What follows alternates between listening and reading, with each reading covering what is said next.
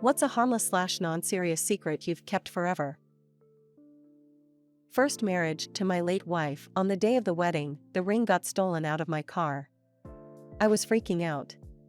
My two best men went into overdrive and took a picture I had of the ring and went to I don't know how many jewelry stores explaining what had happened and if they had a ring that was similar. They went to this really great jewelry maker, so said, "I have something that is really close, give me a bit and I can make it perfect." He worked his ass off and got it done with about an hour to spare, plus the managed to get my window fixed. The three of us are the only ones who know. I ended up using that jewelry maker for any jewelry I needed, and well, I haven't stopped yet. He ended up telling my best men to not worry about the price and for me to come down after the honeymoon to work it out. I did, and he gave it to me at the cost of the materials. He is a great guy. He retired during COVID. In 2009, my best friend was struggling to pay rent when his TV broke. So I went and bought him an at the time 42-inch HD TV for over $1,000. I knew he would never accept me spending that much as a gift. So I took it out of the box and put a few small scratches on the back of it and told him I bought a new TV and that he could have my old one that I didn't use anymore. Well, he's doing way better now financially, but he has no idea I did that and I will never tell him. COVID. When my brother was 4, he won a stuffed animal from a claw machine and it was his favorite thing ever. Slept with it every night for weeks. He fell asleep on the couch and was carried to bed but left his stuffed animal on the floor and the dog decided to tear it to pieces during the night. I spent $40 trying to win another one and put it under his bed for him to find. As a previous nanny, I've seen many first steps and heard many first words, but I never share that. When I leave, I say something like, "I think little one is so close to walking/talking. It's a special moment parents deserve, who am I to take that from them?" One baby was walking with me for a full 2 weeks before he showed his new trick to his parents. When my wife died, she had been working on special occasion letters for all of our kids. Towards the end, the cancer had spread to her brain and she wasn't able to focus on writing much, and when she did, it was often unintelligible gibberish. I tried to help her by taking dictation, but she said it would mean more if it was in her own handwriting and wanted to finish it.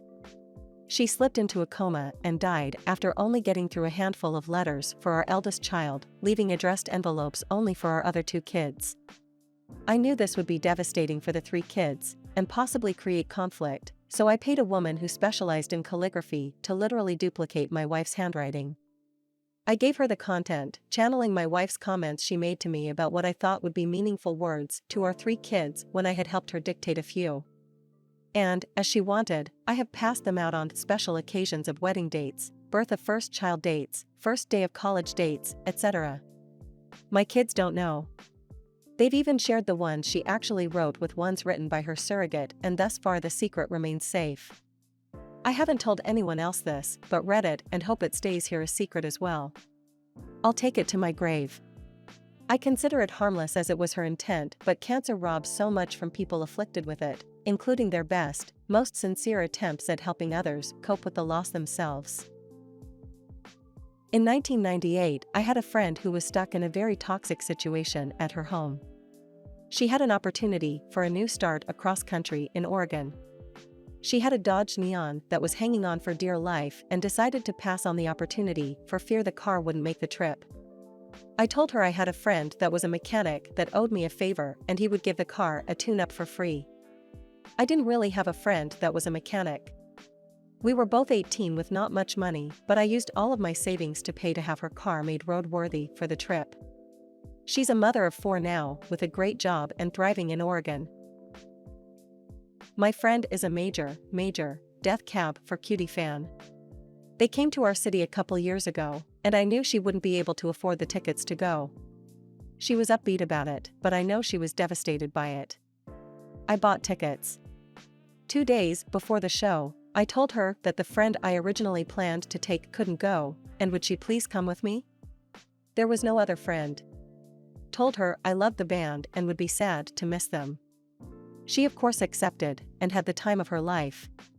She's doing much better now, but every couple of Christmases or birthdays she gets me some Death Cab merchandise because she knows how much I love the band. I can't stand their music. I literally have them blocked on Spotify. But now it's gone too far where I can't tell her. My mom is a health nut, with probably disordered eating, who wouldn't let us have cheese in the house when I was kid. When I was mid-20s, I bought a unit and my dad was helping me fix stuff up, so I provided lunch. I said to him, "Bet you're going to hate going back to work next week and not have any cheese on your sandwiches." It was then he told me his deepest secret: he had been buying blocks of cheese at work for years. I had no idea he was crafty. And my mom still doesn't. Poor dad has been retired for years though, so not sure on the current cheese consumption status. Several years ago, I was in a new relationship. In my grogginess in the morning while still in bed, I forgot my boyfriend had slept over the night before and I just let one rip super loud. Instantly, he is awake. The bed creaks and I remember he is there and am somewhat mortified until he nearly immediately tells my dog, also in the bed, that he will take him outside to poo as I pretend to still be asleep. He takes him outside and later when I am awake, he tells me about my dog's crazy fart. I let my pup take the fall. One day I came home late at night drunk and decided to walk my dog. Just when we arrived outside my house, my dog attacked a raccoon hanging around the area. I ended up wrestling my Malamute and freed the raccoon from his jaws. Here's the thing. I was drunk and the raccoon kinda just stared at me in front of me, and I decided to try and pet the raccoon. I got maybe one pet in before it took a chunk out of my finger. I ran into the house, leaving a trail of blood up to my brother's room for help. A sleepless night in the hospital and 4 consecutive rabies shots later was the result. Everyone asked me what happened and I just told them while I heroically wrestled my dog to save the raccoon I got bit in the process. They still don't know the real story.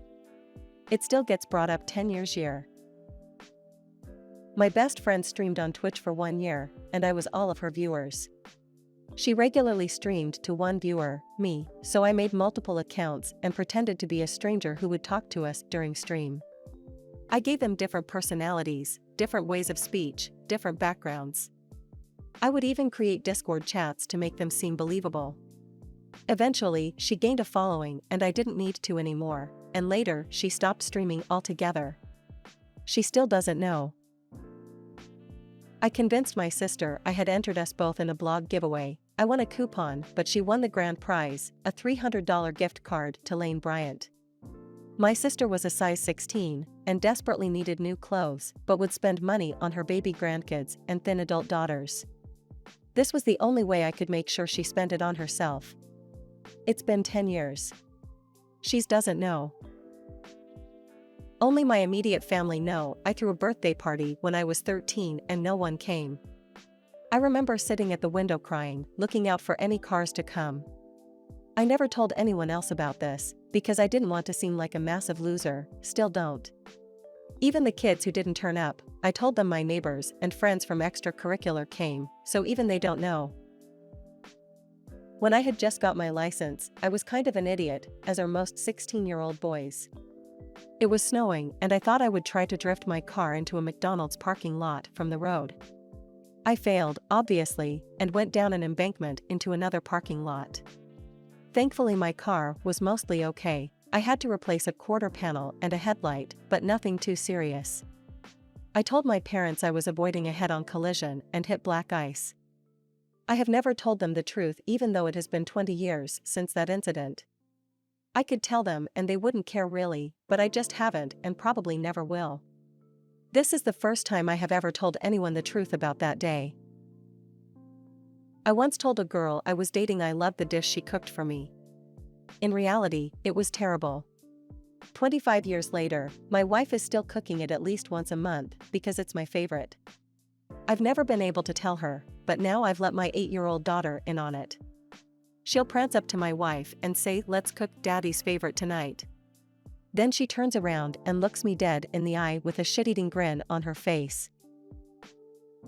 When I was dating my now wife, her son took my car for a joyride while we were out of town. When we got back from our out-of-town trip, I noticed something was amiss on my car. When I got in it, I noticed the sunshade was installed backwards. I would never do that on accident. I then pulled the dashcam footage. he took it around the neighborhood. He didn't do any donuts or burn any tires. Just a nice slow stroll through the neighborhood with the music playing, and I assume waved and some people. I ended up just handling it man to man. He was like 17 to 18 at the time. I never told his mom about it. Thank you for watching, friend. Until next time, and remember to stay hydrated.